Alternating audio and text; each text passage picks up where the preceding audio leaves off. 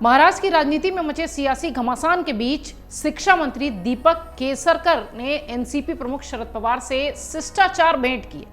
इस बीच शरद पवार ने शनिवार को पीएम मोदी के आरोपों का जवाब भी दिया और यह भी बताया कि कई फसलों पर न्यूनतम समर्थन मूल्य में बढ़ोतरी उन्हीं के कार्यकाल में हुई थी। शरद पवार ने यह दावा किया कि उनके कृषि मंत्री रहते हुए कई योजनाएं लागू की गई थी जिससे देश में खाद्य उत्पादन बढ़ा था। आपको बता दें कि शरद पवार का ये बयान पीएम मोदी के उन आरोपों के जवाब में आया है जिनमें प्रधानमंत्री मोदी ने बिना नाम लिए शरद पवार के बतौर कृषि मंत्री के कार्यकाल पर सवाल उठाया था।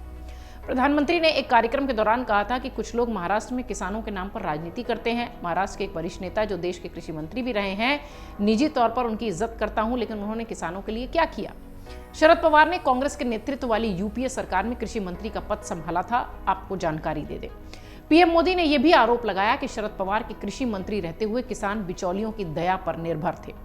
अब शिरडी में एक कार्यक्रम हुआ, जनसभा हुई, जिसमें शरद पवार ने पीएम मोदी के उन आरोपों का जवाब दिया। शरद पवार ने कहा कि जब उन्होंने 2004 में कृषि मंत्री का पद संभाला था, उस वक्त देश में खाद्यान्न संकट था। जब 2004 में उन्होंने पद संभाला तो चावल की एमएसपी 550 रुपए थी, जो 2014 तक बढ़कर 1310 रुपए हो गई थी। इसमें 167% की ग्रोथ हुई थी। इस तरह सोयाबीन जैसी फसलों की एमएसपी 198% बढ़ी थी। कई महत्वाकांक्षी योजनाएं जैसे नेशनल हॉर्टिकल्चर मिशन, ये सब भी शुरू हुए थे।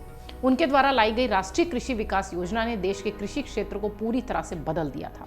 शरद पवार ने यह भी कहा कि पहले पश्चिमी उत्तर प्रदेश, पंजाब, हरियाणा और दक्षिण के कुछ राज्यों में ही चावल का उत्पादन होता था, लेकिन दूसरी हरित क्रांति से उत्तर पूर्वी राज्यों में जैसे कि छत्तीसगढ़, झारखंड और ओडिशा में चावल का उत्पादन बढ़ा।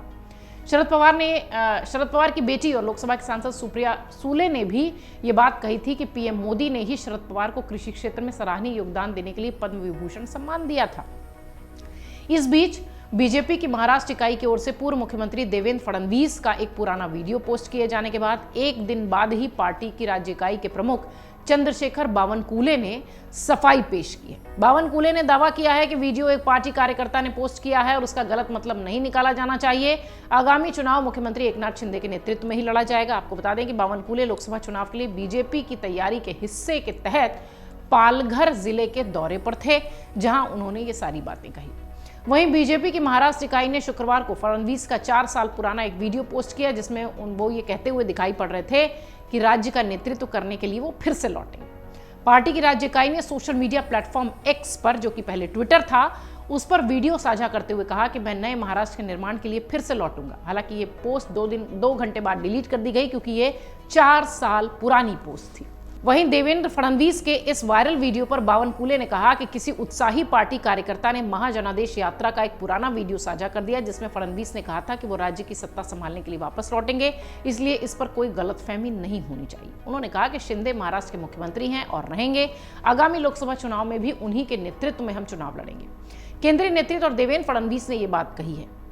अयोध्या में राम मंदिर के बारे में उन्होंने कहा कि महाराष्ट्र में 10,000 लोगों को भगवान राम के दर्शन के लिए वहां ले जाने की बीजेपी की योजना भी है। साल 2019 में महाराष्ट्र विधानसभा चुनाव में पहले तत्कालीन मुख्यमंत्री फडणवीस ने कहा था कि मी पुन्हा येईन, जिसका मतलब होता है कि मैं वापस आऊंगा। इस टिप्पणी पर कई सोशल मीडिया मीम्स भी बने थे। अब शरद पवार के पर अगर उनके पर लौटें वापस, तो जिस तरीके से महाराष्ट्र की सियासत में शरद पवार के बयान की चर्चा होती, शरद पवार यूं ही चाणक्य नहीं कहे जाते, उनके हर बयान के मायने होते हैं। पीएम मोदी के आरोपों के बाद शरद पवार ने अब जवाब दिया है और शरद पवार की बेटी ने भी ये बात कही है कि पद्म अवार्ड उन्हें उसी समय के लिए दिया गया था, तो भला ये कहने की क्या बात होती है। बहरहाल पीएम के बयान के बाद शरद पवार ने उसका पलटवार किया है।